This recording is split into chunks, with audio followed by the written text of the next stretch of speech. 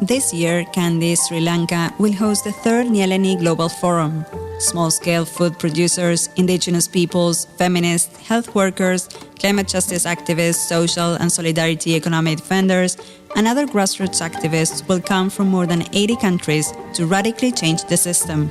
In the face of a violent global system, we are rising up, resisting, and building power from the bottom up. This forum is a spark in our collective struggle. Walk with us towards Candy. Visit nyéleniglobalforum.org.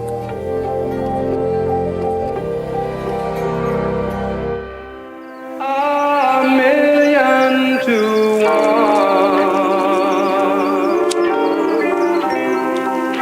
The odds were against me.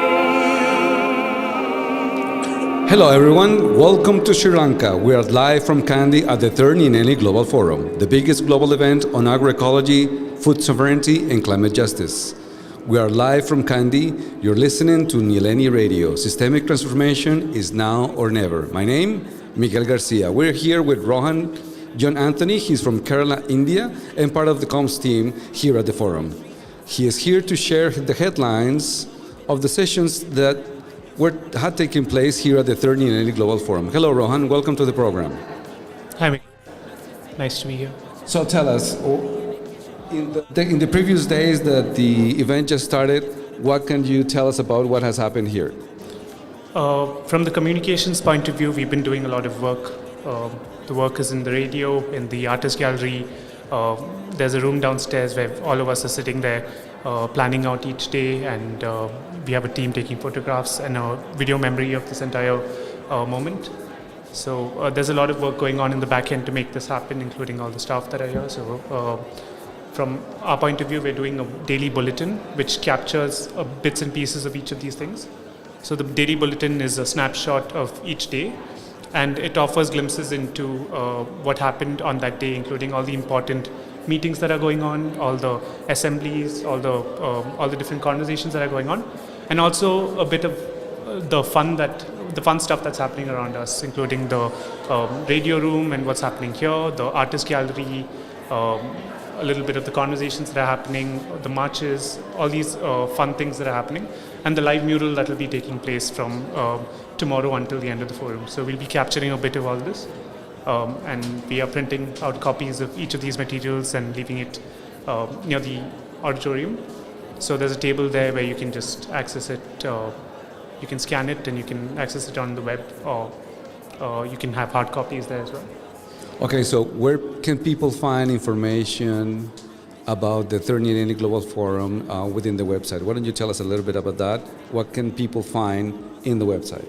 So in the website, there's articles which we are working on, which includes the pulse of the conference, where we are trying to capture the processes that that are going on behind the forum, including pieces about the language justice and all the things that are going on here to make that happen, including what's going on with the building and all the logistical teams that are working really hard to support this, and other things which capture the pulse of this moment. And then we also have opposition papers capturing some of the key thematic areas. And then we have the bulletin as well hosted in this website. And also information for the press. Yes, and also the press releases and press conferences. All of that will be in the website. Well, thank you for joining us. Thank you for being here with us. We hope to hear from you and from the comms team here at the 3rd Nyéléni Global Forum.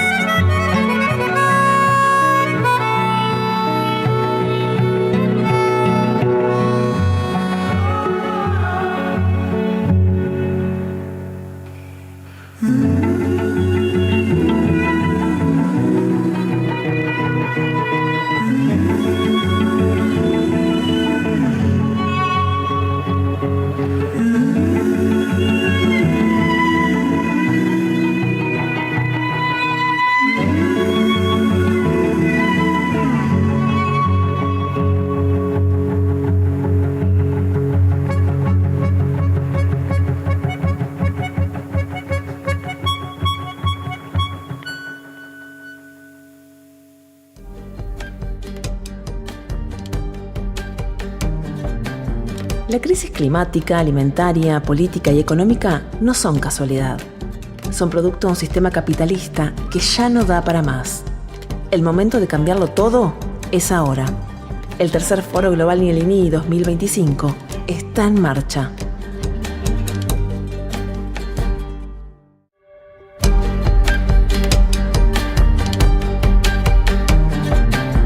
The climate, food, political, and economic crisis are not a mere coincidence.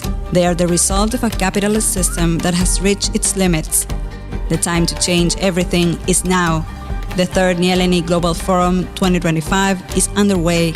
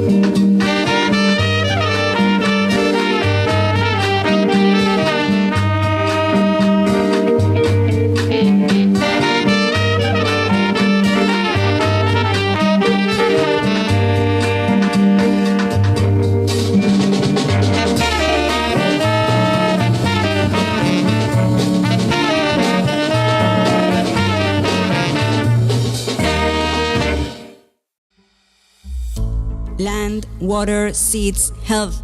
They are not for profit, they are life. No more theft, no more destruction. With feminism, indigenous knowledge, and rights for all, we rise to defend the commons. In Nyéléni, the future is rooted in the people.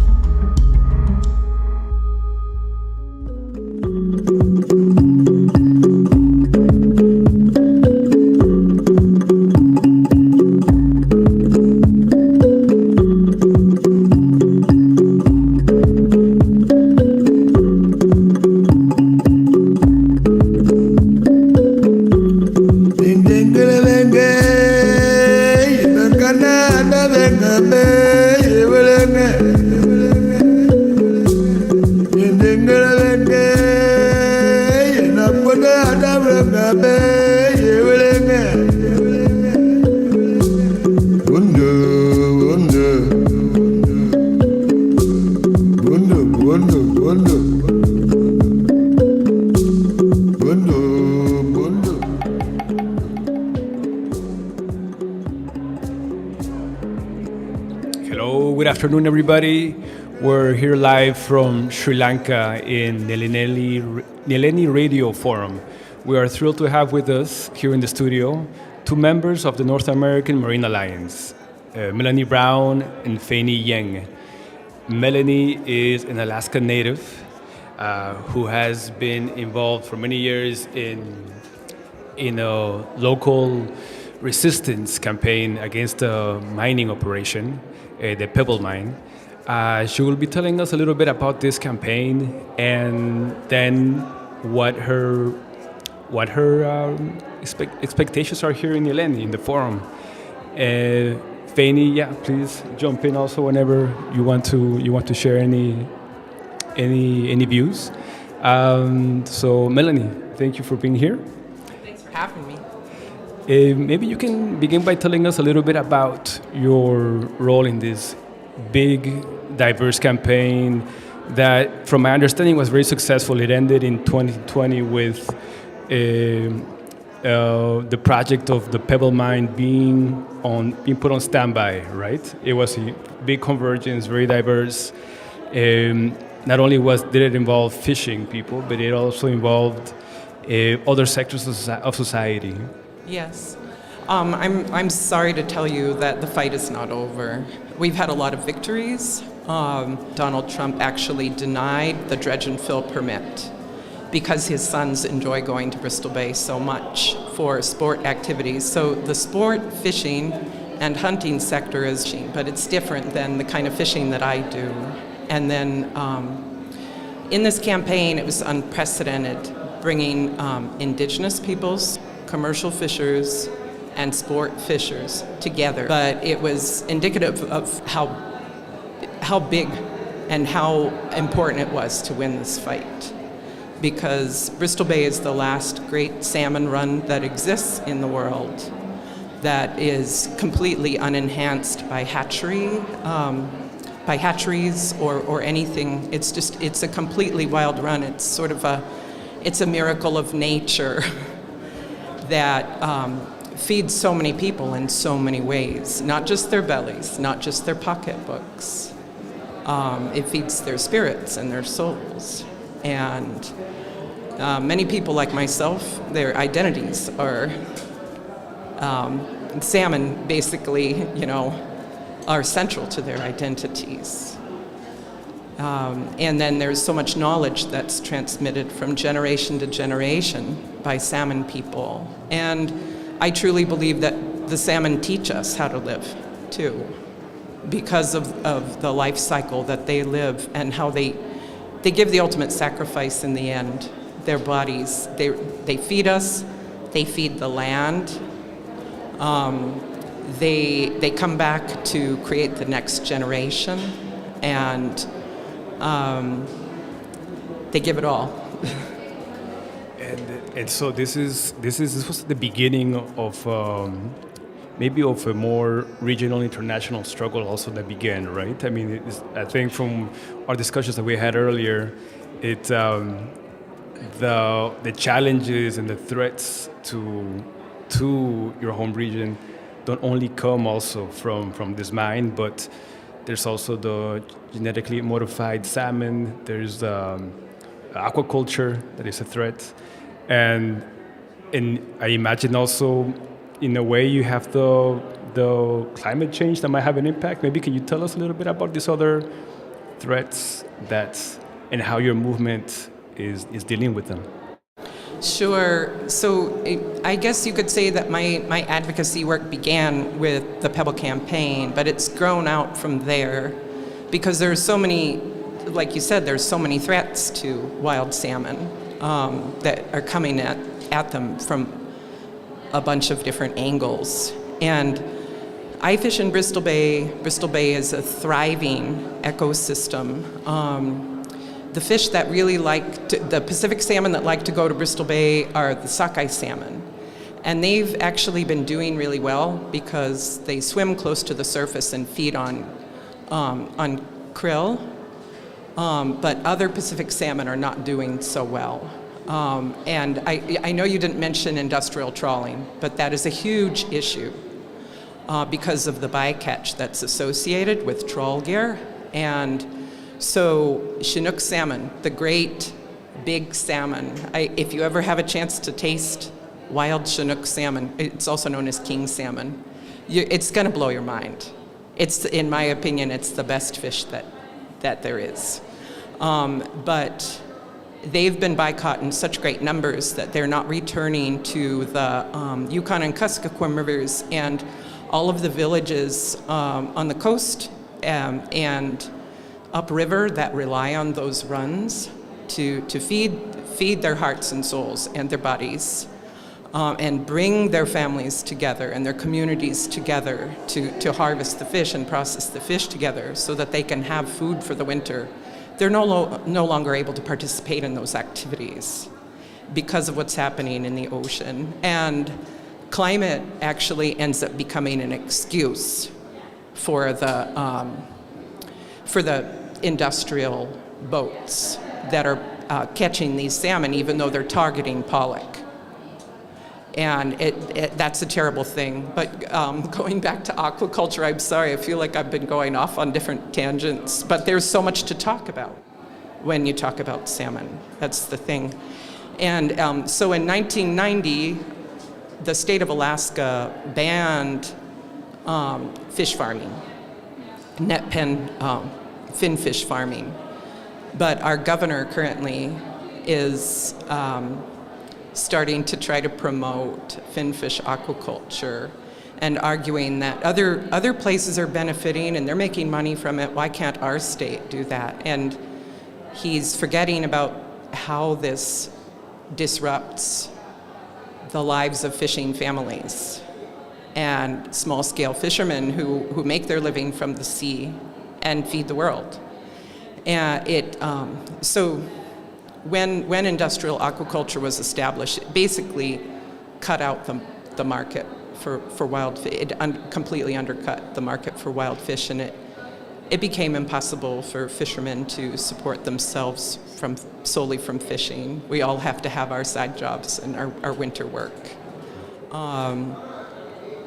because it's just not economically viable to survive from fishing because of the glut on the market of salmon. And unfortunately, consumers don't understand the difference between farmed salmon and wild salmon. It's hard for people at the grocery store to understand what they're looking at and the choices that they're making. And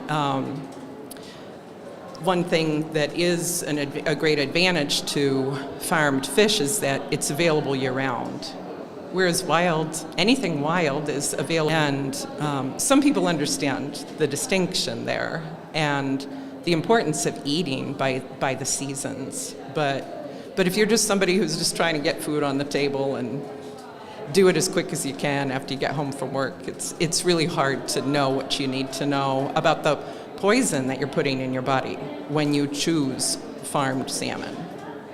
There are dyes, there are, and they'll change the pigment color of children if they eat those, that kind of that farmed fish. There are antibiotics, there are pesticides. The environment is polluted by the net pens. Something, for example, we have this in different parts of the world where the promotion of aquaculture is also advanced as something that gives people jobs, brings something to the economy. Has that been the case also? How have you dealt with that argument in the struggle? Because I feel that's something that also splits communities, right? Yeah, I mean, it may provide jobs for the people that are working for the fish farms, but it takes away more jobs. It undercuts more livelihoods and families, fishing families. You know, like I'm part of a fishing family that, I started fishing when I was 10 years old, and now my children fish with me. My great-grandfather was still fishing when I started fishing, and when he retired from fishing, he passed his site and his permit off to me. And my sisters used to fish. They don't fish any longer, but their daughters fish. And my nieces still fish with my brother-in-law, and we all kind of help each other out. We look out for each other when we're out on the water, especially when it can get pretty rough. So we look out for each other, and it's hard work, and sometimes it's really gutting, but we love our work. We love it. We go back year after year because we love it. And the thing about aquaculture is that it centralizes the money. It undercuts and it takes away, it dispossesses fishing families, basically.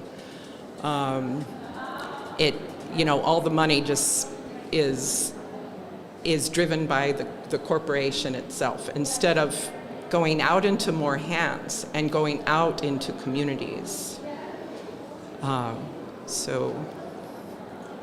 Thank you.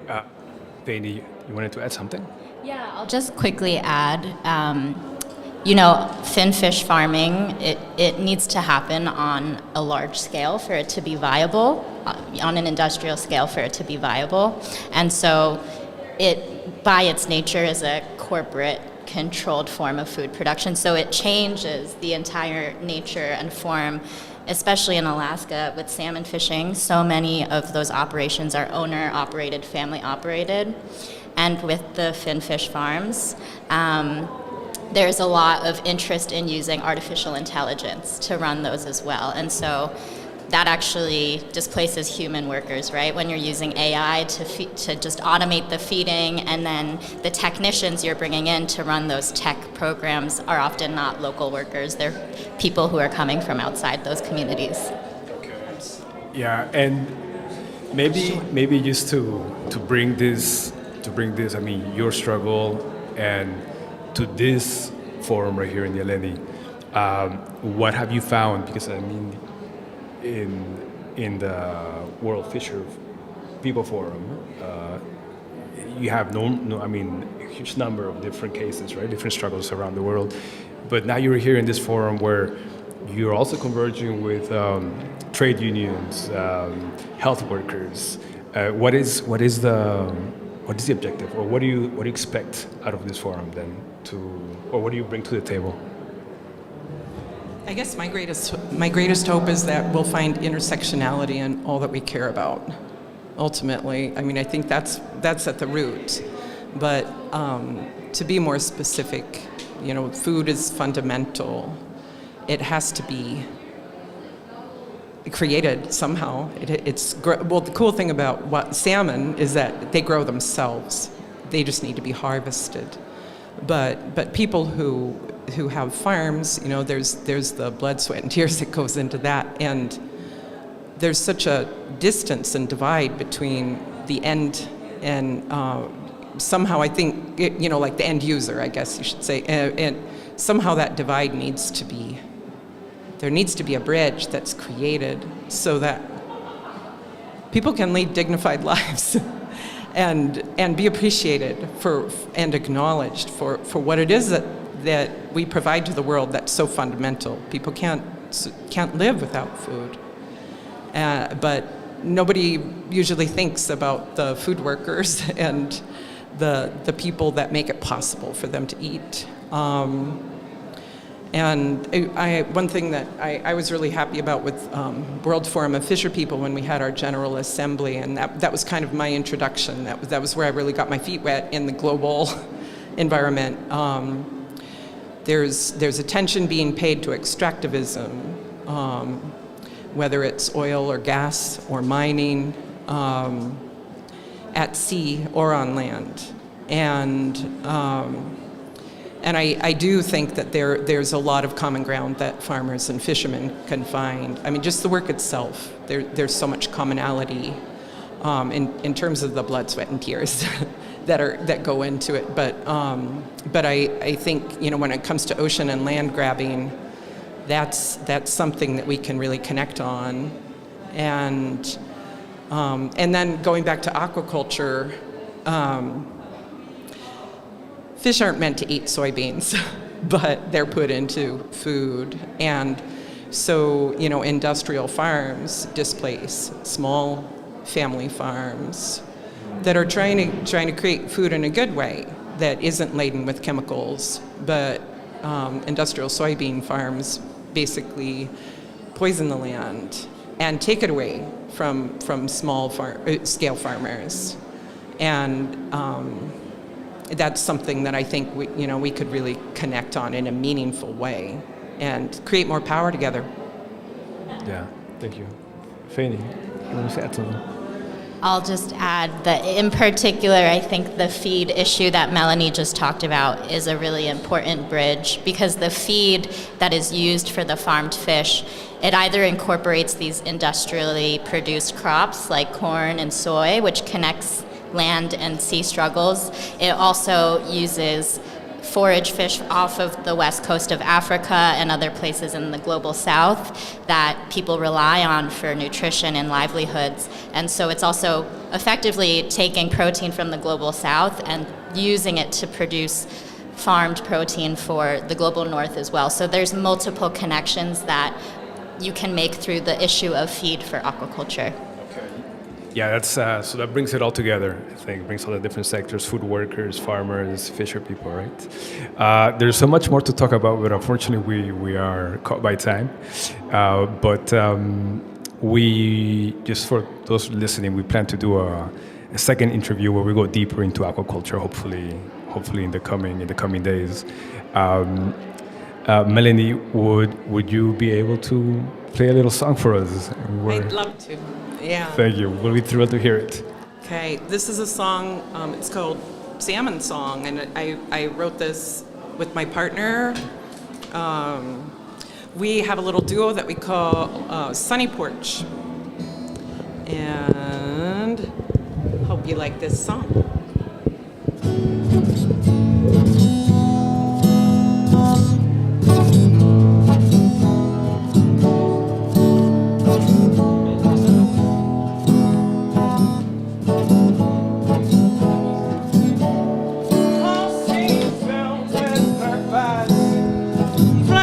Silver light, jumping joy grouped in a movement. Your return brings us life. When it's time to go home, the pull of your home stream guides you, giving spawn too young. You'll never see.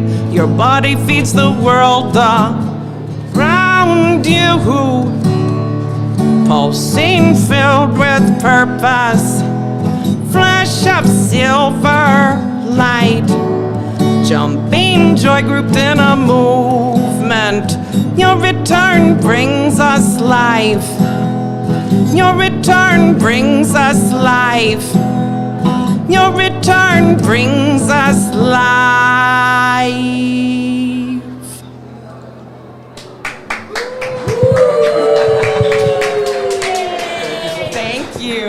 Thanks, that was so fun. Thank you so much. Melanie Brown, Feini Yeng, thank you for sharing this with us. And yes, I'll see you around in the forum. Okay. Yeah? Thanks, Andres. Thank you. Thank you. Thank you.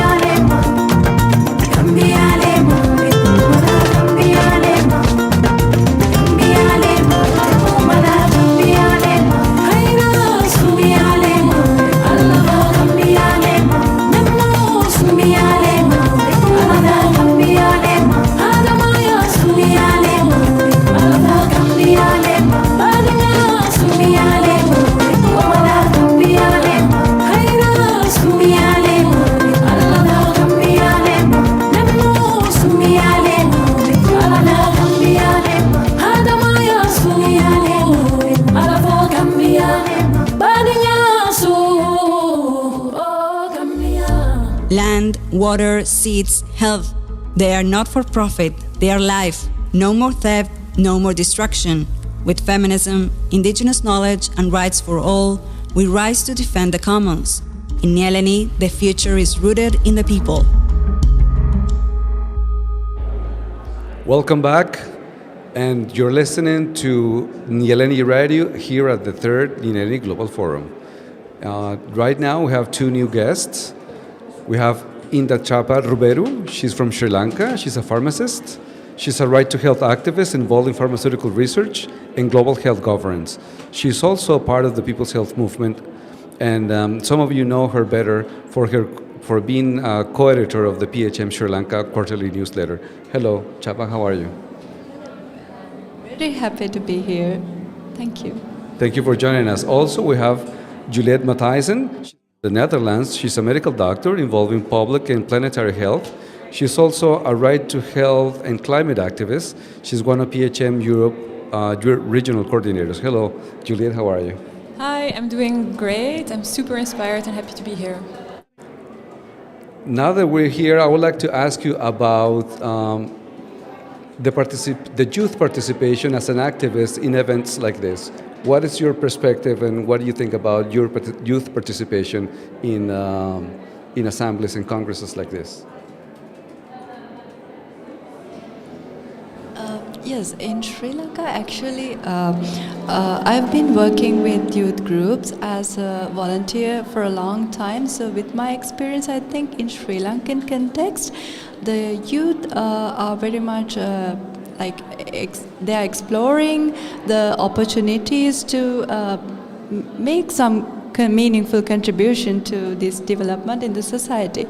But this what I felt is that there are some limiting societal structures that sometimes make them feel their work is insignificant. maybe, for example, if you think of the academic curriculum, there's no break for volunteerism. So they always very much focused on the education, and sometimes some people think that it's really impossible to find a time to do some service to the society. So it's one of the limiting factors I think the youth face for this participation for these kind of things. But as you may have heard in like couple of years that there was a huge revolution going on in Sri Lanka for the change of government. So that was exactly the moment I felt that, oh my God, the youth in Sri Lanka has this much of power, and if they were guided properly, and they would do huge change. So I think that's pretty much similar to other countries as well. But there are some cultural context and traditional barriers that some youth may think that they keep them from participating in activism. But yes, I think that the passion is there. So yeah, if they're guided properly, yes, definitely we would get a greater contribution. What is your take on this? I think many social movements are carried by young people and a lot of other marginalized people. And for example, in the Netherlands, I see most of the social movement, being the housing movement, the movement for climate and health, the movement for Palestine. It's carried by young people, by students. And I think within bigger assemblies, they are not recognized as such, as people that are pushing for the actual change and are causing the change in policies. And there might be barriers to inclusion, mainly socioeconomic barriers to come to conferences like this, but in a way we are so creative that we often work around that. And sometimes I really wonder the need to distinguish youth activism from activism, because I don't see that activism exists without the young people. And sometimes using the word youth activism is actually is a way of being condescending or to place people outside of conferences. This happens a lot within institutions. So for example, with the COPs or the UNFCCC COPs, there's always a youth summit and then there's the actual summit. And then there's always a place where decisions are made and a parallel place where youth are speaking. I think we should center them and give them also positions in, for example, chairing assembly, organizations. I think this is happening here as well. We have a youth assembly where inputs are being prepared for the real assembly, but this distinction should not always be made. Just to empower people is to have them at the core of your movement, and youth is one of the groups that we should place at the core of our movement. And also just to mention, so I'm now 31, and in the activism world I'm already kind of old, at least in the Netherlands. There's a lot of young people that are struggling also along in the Palestine movement. I'm one of the people that has been doing the work for quite some time, and I see a lot of energy with the generation that's younger than me, and they give me a lot of hope actually. When I was 10 years ago, there was not this belief that we could change the world as much as is happening now. And in the Palestinian movement, I see also a global solidarity liberation movement happening, because it's taking along all the issues that we should counter, be it imperialism, capitalism, colonialism. Everything is centered in there. So I'm very inspired by people even younger than me, and they give me a lot of courage and hope for tomorrow. Both of you have been involved in as watchers at the World Health Organization in the Global Health Governance on Health. Why don't you tell us a little bit about your experience of being in the team of watchers? So it's a very interesting experience, because we are critical friends of the World Health Assembly. So in one hand, it's one of the most democratic UN organization where you have one country, one vote. But on the other side, obviously, who pays eventually is the one who can make their mandate work. And we see a lot of involvement from both private sector, philanthropy, and previously the USA, who has now withdrawn. What we are here to remember during these watch moments is that we want the WHO to stand, and their member states, for the right to health to all. And that means actually realizing the policies that have been agreed upon for a very long time, being the constitution of the WHO, which promises this already, the Declaration of the Health for the People, the Alma Ata. It has been promised over and over again that health should be realized, that health is more than the absence of disease, that we need to restructure the world economically and in terms of power, that power and economical interest should be distributed more evenly, and that doesn't happen. So that's what we're there for. We watch the decisions that are made, and we brief other NGOs so that they can carry forward the struggle for health. We brief our own, the People's Health Movement, and we are very critical also at what's happening. What about you, Chapra? The Watch program experience about the policy making process for the first time. So, I mean, we were involved in the grassroots level and advocacy within the country context, but it was my first ever international policy making experience. So actually, for Sri Lankan context, it was very much. What I felt previously was that it was very a few further step for my activism, but the PHM WHO Watch program made me realize that yes, there are places and spaces that our experiences from the grassroots level activism could reach to the policy making level, the global advocacy and policy making level. So I think yes, my experience is very much it's kind of gave me a new insights about the entire global health governance. And lastly, I would like to ask you about your participation here at the Third Nyéléni Global Forum. What is your perspective on the discussions that are taking place here at this event? So as a team we have worked on several things. For us it's very important to underline the politics of both health and food sovereignty, not only in the analysis but also in the action. So how can we go towards a world that we dream of, where human rights flourish, where we have the right for all, where we have food sovereignty, where we counter capitalism, patriarchy, imperialism, colonialism, and we are there to protect that political agenda. We've been working with our women's group here for our contribution to the Women's Assembly. We have thought about the text and language around solidarity and justice for Palestinian liberation. We have tried to see if the text around health is well protected all around the phrasing, and also if we have addressed sufficiently the economical interest of not only the agro-industry but also the military industry and its military industrial complex. Especially for my region, which is Europe, I think it's important to acknowledge the core of the capitalism, and also that we need to confront those powers that are there in this increasing militarization, and it affects all kinds of rights around the world. So I would say that's what we have been trying to do, and we've been meeting a lot of activists around the world and sharing perspectives, and that has been inspiring and hopeful, because the world of tomorrow is already there, it's here among us.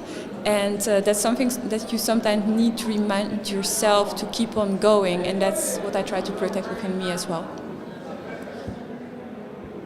If I talk about my experience in Nyéléni, that unfortunately I couldn't attend many of the discussions because of my duties as part of the voluntary teams, but I was involved in our PHM Sri Lanka, these discussions happening in the local level. So we were involved in the documentation process as well. So those discussions, I would like to mention what we actually focused on bringing to this forum as a health organization which is very functional in the local context with a very few members, but like very passionate members so actually because People's Health Movement addresses health issues not just from the technical perspective. We address health issues as socio-economic political context, so we find deep root connected reasons for these health issues, and we try to do advocacy and awareness programs to address these deep-rooted issues. For instance, food sovereignty plays a very critical role in health as well, because we know that Sri Lanka faced economic crisis in post-COVID era, and in our organization worked a lot about malnutrition happening, because the maternal and child malnutrition was a major issue in Sri Lanka. So our organization actually raised this concern that the health issue is not just what it seems in the superficial level, but it's deeply rooted in food sovereignty, and also that the poverty, and also food poverty and poverty, and also the climate change as well. I'm very much inspired by these activists and delegates from all around the world, that they are doing a lot of work which is very much unseen from the top level, but it's the foundation, and it's the strength that going this world forward, right? So I'm very much inspired about these discussions, but I'm actually engaged with our team for this discussion. So I'm really looking forward to continue this work and keep these discussions and work going forward. Well, thank you both for joining us. Systemic transformation is now or never. You're listening to Radio Nyéléni live from Sri Lanka. This is the third Nyéléni Global Forum. Thanks for listening.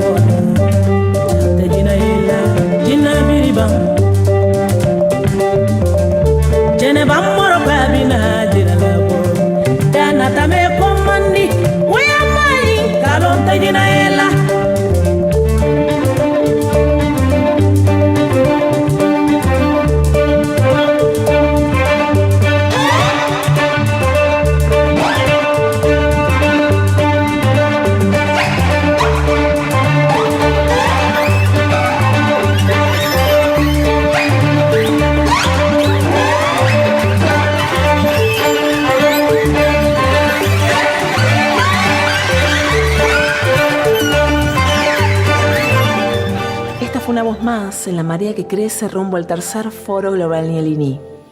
Comunicamos para resistir, soñamos para transformar. Nos seguimos encontrando en los territorios, en las luchas y en nyéléniglobalforum.org.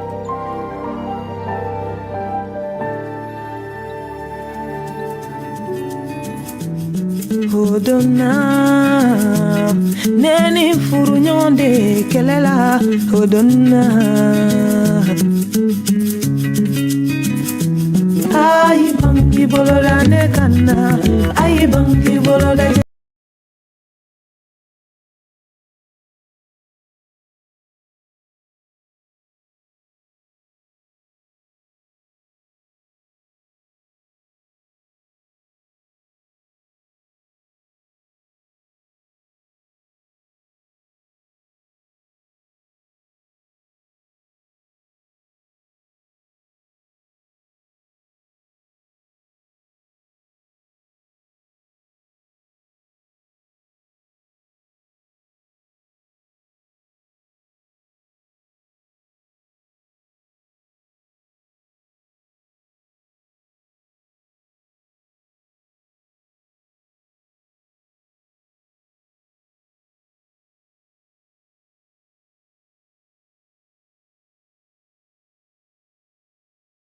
Nedusu kolobe divina